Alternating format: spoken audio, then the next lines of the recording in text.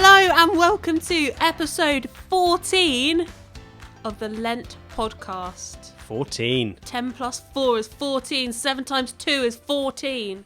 And that is the number of episodes that we're currently on. That is true. We are continuing looking at Jesus and his friends. I wonder if you can remember some of the things that we've spoken about so far. We've spoken about when Jesus calls his first disciples, the workers being few, and disciples having to give things up in order to live this amazing life with Jesus. And Dave is going to unpack something else for us today. I am. But as I often like to do, I'm going to start with some questions for Shona. So here we go. Shona, I want you to tell me 3 things that can be a distraction in your life. Things that can distract you from what you're meant to be doing. Okay, my phone. Your mobile phone, yeah. Would it count to say tiredness? Yeah, totally. Tiredness and people. People can be a big distraction. You're trying to do something. Chat. Yeah. You're a sociable person. You're a friendly person.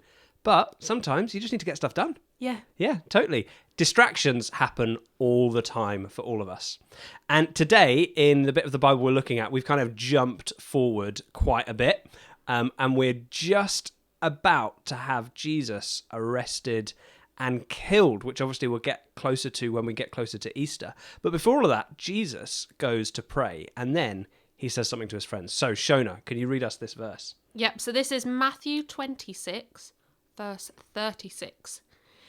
Then Jesus went with them to the olive grove called Gethsemane, and he said, "Sit here while I go over there to pray." Okay, so Jesus has gone to pray, and he says to his disciples, "Sit here while I go and pray." And the encouragement really is that they will also pray.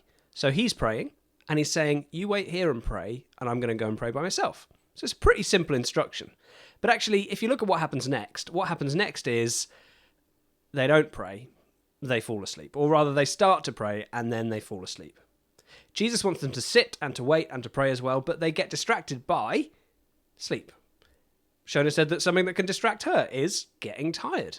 I am exactly the same. I'm almost certain that this will be the same for you, Shona, but often when I decide I'm going to sit and pray, I get distracted by all kinds of things. I get distracted by being tired and just sort of getting a bit dozy. I get distracted by random thoughts and ideas popping into my head, and suddenly I remember all these things that I have to do or I have to think about or I have to sort out, and actually that's not what I'm meant to be doing. I've decided I'm going to pray, and all of these other things come in and they feel more important, but maybe they're not. They try and take my attention away, or maybe my phone starts going, or I see this thing pop up on social media and I think, oh, well, maybe I'll pray in a minute.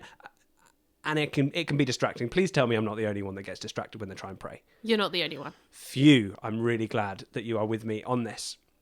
So the question is, my question really for us, is what can we do to deal with those distractions? So Shona's distractions, her phone.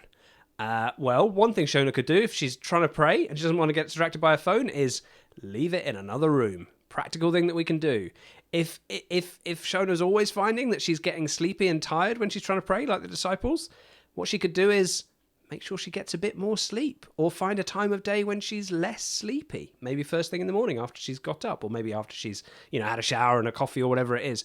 But question for you is, what kinds of distractions do you often find yourself facing?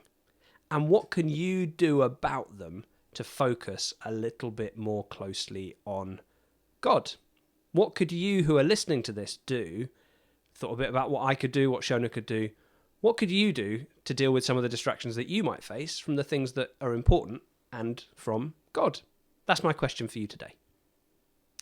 That's an interesting thing to think about, and a helpful thing to think about too. So thanks so much, Dave, and we'll see you tomorrow for our next episode. We will. Bye. See you later.